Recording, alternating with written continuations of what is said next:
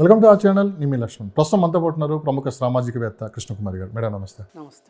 వేణుస్వామి మళ్ళీ ట్రెండింగ్లోకి వచ్చారు. సో ఇది చాలా సీరియస్ తీసుకోవాల్సిన మ్యాటర్. మొత్తం మీద తీసుకున్నామంటే నాగ చైతన్య మళ్ళీ రీసెంట్గా వాళ్ళకి ఎంగేజ్మెంట్ జరిగింది. మళ్ళీ నాగ చైతన్య మీద ఆయన జాతకం చెప్పటం.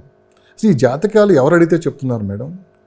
ఒకవేళ ఈ జాతకాలు చెప్పి ఎవరిని బ్లాక్మెయిల్ చేయాలనుకుంటున్నారు వీళ్ళంతా? సో గతంలో ఆయన ఎలక్షన్లప్పుడు చెప్పారు,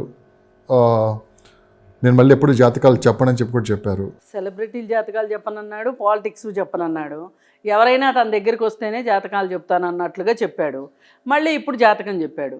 దానికి ఆయన ఇచ్చుకున్న జస్టిఫికేషన్ ఏంటి అంటే, అప్పుడు జాతకం చెప్పాను కాబట్టి దానికి కొనసాగింపుగా మళ్ళీ ఇప్పుడు జాతకం చెప్పాను తప్పితే వేరే ఏం కాదు అని చెప్పి మంచు విష్ణు ఫోన్ చేస్తే మా అధ్యక్షుడు హోదాలో ఆయన సమాధానం చెప్పాడు. ఎవరు అడిగారు జాతకం చెప్పమని? ఎవరన్నా అడిగారా?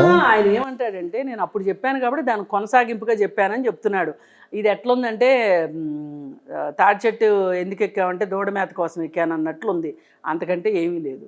అసలు ఆయన పబ్లిక్గా జాతకాలు చెప్పటము అనేది ఆ వ్యక్తుల యొక్క వ్యక్తిగత గోప్యతలోకి, వ్యక్తిగత జీవితంలోకి తొంగి చూసినట్టు, అసలు వ్యక్తిగత స్వేచ్ఛకి భంగం కలిగించినట్లు. చట్టంలో మనకి వ్యక్తిగత స్వేచ్ఛకి భంగం కలిగించేలాగా ఎవరు కూడా ప్రవర్తించకూడదు. ఆఖరికి భార్యాభర్తలు కూడా ఒకరి వ్యక్తిగతమైన సమాచారం గురించి డిమాండ్ చేయకూడదు. చట్టం అది చెప్తుంది. ఇప్పుడు ఒక భార్య ఫోన్కి లాక్ పెట్టుకుందనుకోండి, భర్త అది చెప్పమని అడగటానికి లేదు. భర్త పెట్టుకుంటే భార్య అడగటానికి వీల్లేదు. అది వాళ్ళ పూర్తి వ్యక్తిగత సమాచారం. దాన్ని అంటే అది ప్రేమతోటి భార్యాభర్తలు ఒకళ్ళకొకళ్ళు ఇచ్చిపుచ్చుకుంటే అది వేరే విషయం. కానీ నాకు చెప్పి తీరాల్సిందే అనే పరిస్థితి లేదు. అలాంటిది నువ్వెవడవు అసలు?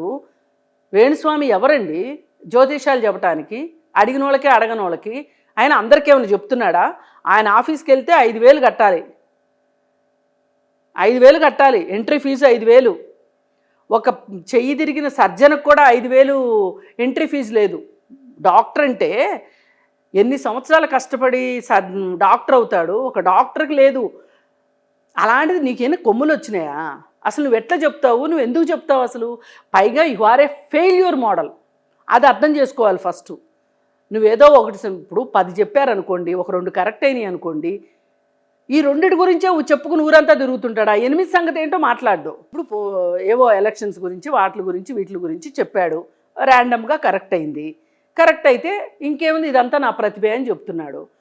ఇప్పుడు మరి రీసెంట్ టైమ్స్లో చూసుకుంటే ఆంధ్ర ఎలక్షన్స్లో ఫెయిల్యూరు, తెలంగాణ ఎలక్షన్స్లో ఫెయిల్యూరు అయిన తర్వాత, అలాగే ప్రభాస్ సినిమా జీవితం గురించి కూడా ఒక ప్రెడిక్షన్ చెప్పాడు. అది కూడా 100% రాంగ్ అయింది. ఇవాళ ఎవ్వరూ అందుకోలేనంత స్టార్ అయ్యాడు. మరి నువ్వెందుకు చెప్తావు చెప్పు? ఏంటి ప్రధానంగా సెలబ్రిటీస్ మీద ఎక్కువ ఆయన ఒక మార్కెట్ సృష్టించుకుంటున్నాడండి. సెలబ్రిటీ మార్కెట్ సృష్టించుకుంటున్నాడు. ఇప్పుడు సెలబ్రిటీస్కి ఒక రకంగా ఎక్కడో తెలియని ఇన్సెక్యూరిటీ ఉంటుంది. ఆ ఇన్సెక్యూరిటీని వీడు బాగా క్యాష్ చేసుకుంటున్నాడు.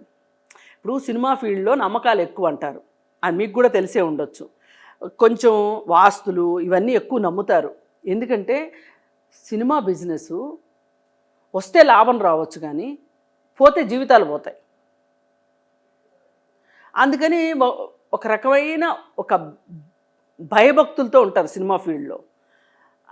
అలాంటి మనస్తత్వాన్ని క్యాష్ చేసుకుంటున్నాడు.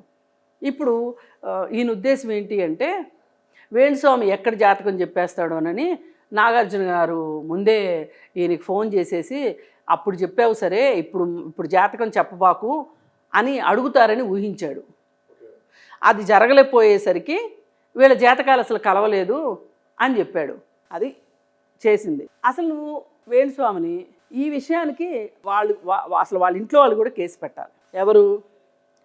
శోభిత కేసు పెట్టడానికి సిద్ధపడుతుందంట. శోభిత పెట్టాలి కేసు.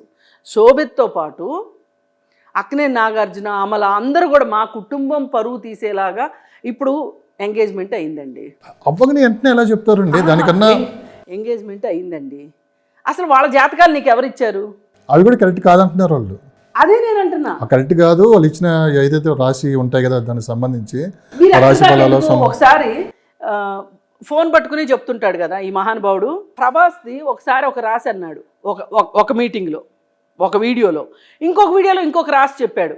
అది నిరూపిస్తూ ఒక ఆమె తులసి చందు ఆమె వీడియో చేసింది. గప్చిప్ సంబార్ బుడ్డి, నోరు ఎత్తలేదు వీడు, సమాధానం కూడా చెప్పలేదు. ఇప్పుడు ఫోన్ లేదనుకోండి తడబాటు ఎవరికైనా ఉంటుంది. ఇప్పుడు నేను మాట్లాడే అన్నీ కూడా కరెక్ట్ అనుకోవటానికి లేదు, ఫ్లోలో ఒకసారి పొరపాట్లు జరగవచ్చు. కానీ వీడు ఫోన్ పట్టుకుని చెప్పాడు కదా. వీడు వాడు వద్దులేండి, మనం కొన్ని విషయాలు ఏమండి, ఇలా రెండో వాళ్ళ జీవితాలతో ఆడుకునే వాళ్ళని అంతకంటే గౌరవించక్కర్లేదు. అలా ఎక్కువ గౌరవించే, ఎక్కువ మర్యాదలు పాటించి ఇట్లాంటి వాళ్ళు పైకి వెళ్తున్నారు.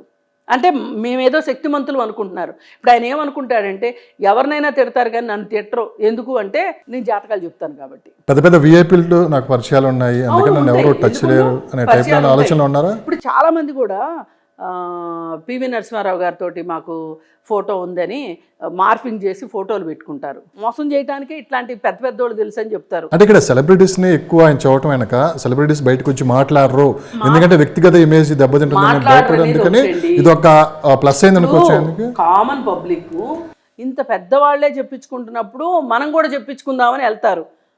అందుకోసము మార్కెటే ఇదంతా. ఆయన ఎప్పటికప్పుడు మార్కెట్ సృష్టించుకుంటాడు సెలబ్రిటీ పేరు చెప్పి. అంతకంటే అతని గురించి ఎక్కువ మాట్లాడుకోవడానికి వీల్లేదు. అతనిని ఖచ్చితంగా వేణుస్వామిని అరెస్ట్ చేయాల్సిందే. ఈ రోజు కూడా తెలుగు ఫిల్మ్ జర్నలిస్ట్ అసోసియేషన్ కూడా మహిళా కమిషన్ కూడా కంప్లైంట్ ఇవ్వడం జరిగింది. వాళ్ళ దృష్టికి కూడా వచ్చినాయని చెప్పారు మహిళా కమిషన్ గారు. సో దాని మీద యాక్షన్ తీసుకుంటానని కూడా చెప్పారు. మొత్తం మీద ఇంత జరిగిన తర్వాత మళ్ళీ ఒక వీడియో రిలీజ్ చేసి సో మళ్ళీ నేను జాతకాలు చెప్పను అని చెప్పి మళ్ళీ ఒక వీడియో రిలీజ్ చేయడం కూడా ఈరోజు చూసాం మనం. సో ఈ కథ అంతా ఎటు తిరుగుతుంది? కుక్కతో ఒక వంకర అన్నట్లు పోయినసారి కూడా చెప్పాడు ఆయన నేను చెప్పను అని. మరి ఇప్పుడు ఎందుకు చెప్పాడు? అతను మారడు. ఎందుకంటే అతనికి డబ్బు కావాలి, ఫేమ్ కావాలి.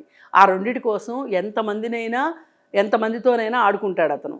ఇంకోటి చెప్తానండి, ఇప్పుడు జస్ట్ ఎంగేజ్మెంట్ అయింది, ఇప్పుడు వీళ్ళు విడిపోతారు అన్నారు. తీవ్రమైన విమర్శలు రావడంతో వెనక్కి తగ్గాడు.